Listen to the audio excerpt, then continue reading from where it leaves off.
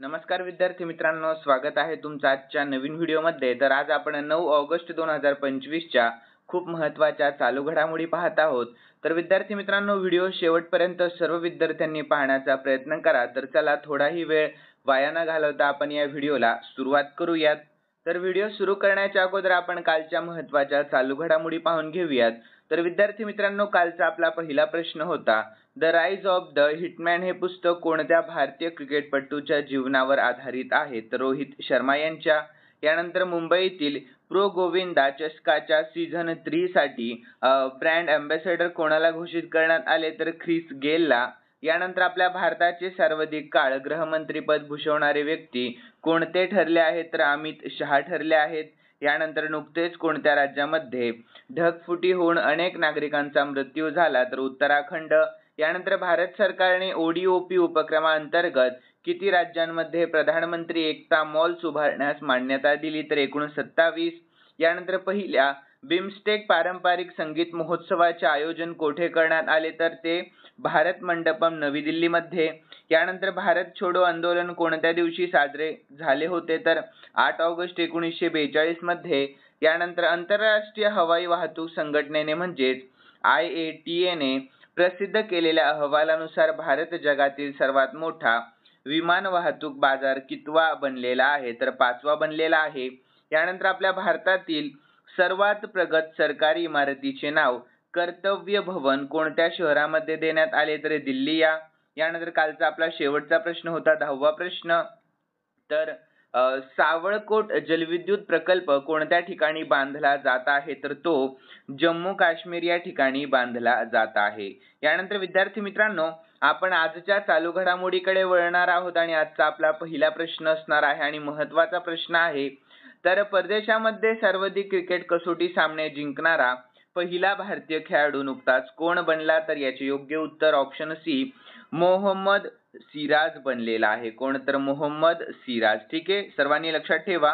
तर याविषयी आपण महत्त्वाची माहिती पाहून घेऊयात। तर 2025 मध्ये मोहम्मद सिराजने परदेशामध्ये एकूण 12 कसोटी सामने जिंकून भारतीय क्रिकेट इतिहासातील पहिला खेळाडू हा मान पटकावलेला आहे। तर हे त्याच्या सातत्यपूर्ण गोलंदाजीचे फळ आहे।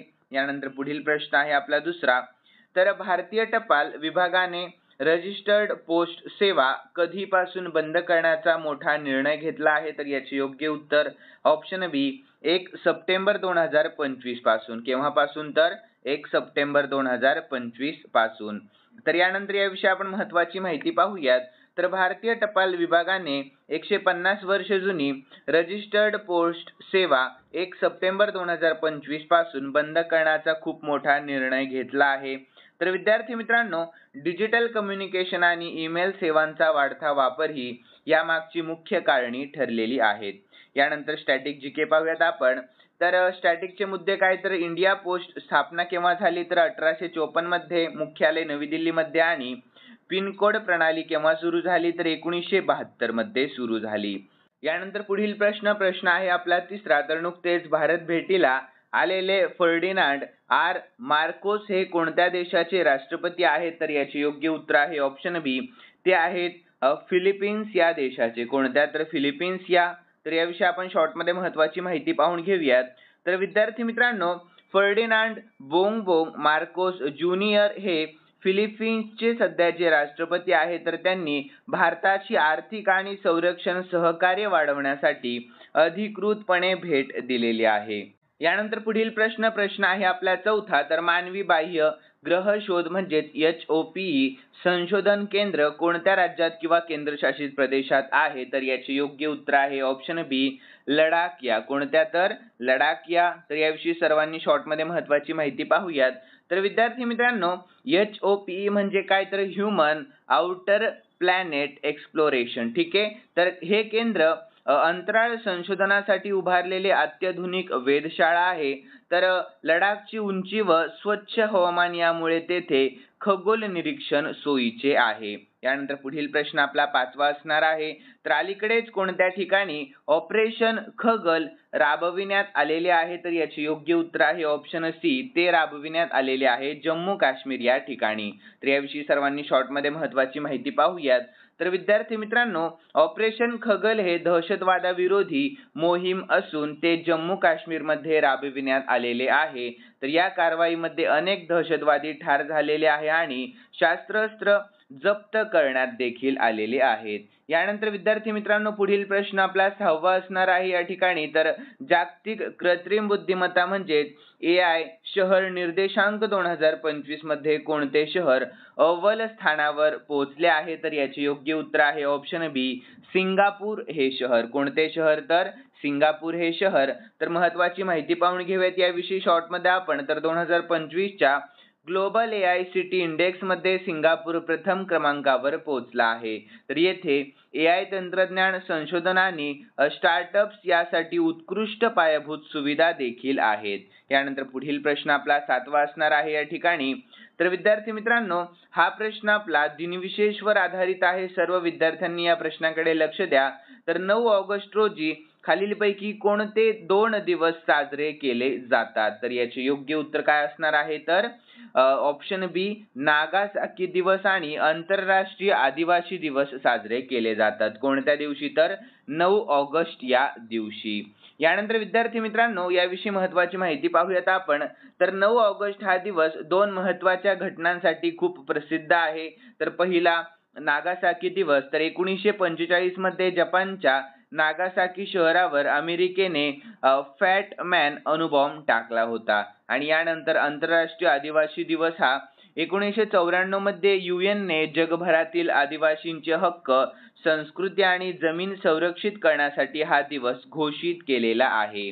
यानंतर विद्यार्थी मित्रांनो, स्टॅटिक जीके चे काही महत्त्वाचे आपण मुद्दे या ठिकाणी पाहणार आहोत. तर नागासाकी दिवस 9 ऑगस्ट 1945. तर दुसरे महायुद्ध, फॅट मॅन अणुबॉम्ब. लक्षात ठेवा ही महत्त्वाची माहिती. आणि आदिवासी दिवस काय? तर UN ने 1994 मध्ये जाहीर केला. याचे मुख्य उद्देश काय होते? तर आदिवासी हक्क संरक्षण आणि संदेश, अण्वस्त्र निर्मूलन प्लस आदिवासींचे सशक्तीकरण. ठीक आहे, लक्षात ठेवा. तर विद्यार्थी मित्रांनो, पुढील प्रश्न घेण्याच्या अगोदर महत्त्वाची सूचना. तर या व्हिडिओचा आपण लाईकचे टार्गेट फक्त 100 ठेवलेलं आहे. किती? तर फक्त 100. तर जास्तीत जास्त विद्यार्थ्यांनी 100 लाईक पूर्ण करण्याचा प्रयत्न करा. आणि तुम्हाला मी जे शेवटी चालू घडामोडीचा प्रश्न देत असतो त्याचे देखील उत्तर तुम्ही कॉमेंट बॉक्समध्ये सांगण्याचा प्रयत्न करायचा आहे. तर चला विद्यार्थी मित्रांनो, पुढील प्रश्नाला सुरुवात करूयात.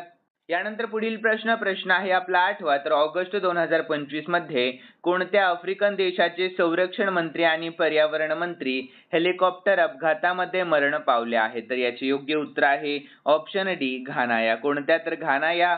तर यानंतर आपण पुढील प्रश्न पाहूयात. प्रश्न आहे आपला 9वा. तर विद्यार्थी मित्रांनो, आंतरराष्ट्रीय सौर आघाडीचा पूर्ण सदस्य होणारा 107वा देश कोणता बनला आहे? तर याचे योग्य उत्तर ऑप्शन ए, मोल्डोवा बनलेला आहे. कोणता? तर मोल्डोवा. यानंतर याविषयी महत्त्वाची माहिती पाहून घेऊयात. तर विद्यार्थी मित्रांनो, मोल्डोवा प्रजासत्ताक अधिकृतपणे आंतरराष्ट्रीय सौर आघाडी म्हणजेच ISA चा 107वा सदस्य बनलेला आहे, ज्यामुळे शाश्वत सौर ऊर्जा विकासासाठी जागतिक आघाडीची वचनबद्धता आणखी मजबूत झालेली आहे. तर नवी दिल्ली येथे भारताच्या परराष्ट्र मंत्रालयाने म्हणजेच MEA ने औपचारिक मान्यता दिल्यानंतर ही घोषणा करण्यात आलेली आहे. यानंतर पुढील प्रश्न आहे आपला 10वा. तर भारतातील पहिली सौर ऊर्जेवर चालणारी विधानसभा कोणती बनली आहे? तर याचे योग्य उत्तर आहे ऑप्शन बी, दिल्ली विधानसभा बनलेली आहे. कोणती? तर दिल्ली विधानसभा. तर याविषयी महत्त्वाची माहिती पाहूयात. तर दिल्ली विधानसभेने पूर्णपणे सौर ऊर्जेवर चालणारी भारतातील पहिली विधानसभा बनून इतिहास रचलेला आहे. आणि विधानसभेच्या छतावर 500 किलोवॅट क्षमतेचा सौर ऊर्जा प्रकल्पाच्या कार्यान्विततेमुळे हे यश मिळाले आहे, जे शाश्वत आणि पर्यावरणपूरक प्रशासनाच्या दिशेने एक खूप महत्त्वाचे पाऊल आहे. यानंतर विद्यार्थी मित्रांनो, 11वा प्रश्न एक्स्ट्रा प्रश्न आहे आजचा आपला. हा देखील प्रश्न दिनविशेषवर आधारित आहे. तर शाश्वत शेती दिवस कधी साजरा केला जातो? तर याचे योग्य उत्तर ऑप्शन बी, तो 7 ऑगस्ट रोजी साजरा केला जातो. तर शाश्वत शेती दिन 7 ऑगस्ट रोजी साजरा केला जातो. तर याचा मुख्य उद्देश आहे माती, पाणी व पर्यावरणाचे जतन करा, टिकाऊ शेती पद्धतीचा प्रचार करणे हे याचे मुख्य उद्देश आहे. यानंतर विद्यार्थी मित्रांनो, खालील प्रश्न मी स्पेशली तुमच्यासाठी ठेवलेला आहे आणि हा प्रश्न आपण कालच्या चालू घडामोडीमध्ये पाहिला होता. ज्या ज्या विद्यार्थ्यांना या प्रश्नाचे उत्तर खरंच येत असेल त्या सर्व विद्यार्थ्यांनी कॉमेंट बॉक्समध्ये सांगण्याचा प्रयत्न करायचा आहे। तर आजचा आपला प्रश्न असा आहे, आपल्या भारताचे सर्वाधिक काळ गृहमंत्री पद भूषवणारे व्यक्ती कोण ठरले आहे? तर याचे योग्य उत्तर तुम्हाला आपल्या कॉमेंट बॉक्समध्ये सांगण्याचा प्रयत्न करायचा आहे। आणि विद्यार्थी मित्रांनो, तुम्हाला जर हा व्हिडिओ आवडलेला असेल तर सर्वांनी या व्हिडिओला लाईक करा आणि सबस्क्राईब करायला अजिबात विसरायचं नाही आणि आपलं आजचं 100चं लाईकचं टार्गेट देखील पूर्ण करायला अजिबात विसरायचं नाही। तर चला भेटूयात नवीन व्हिडिओमध्ये। धन्यवाद।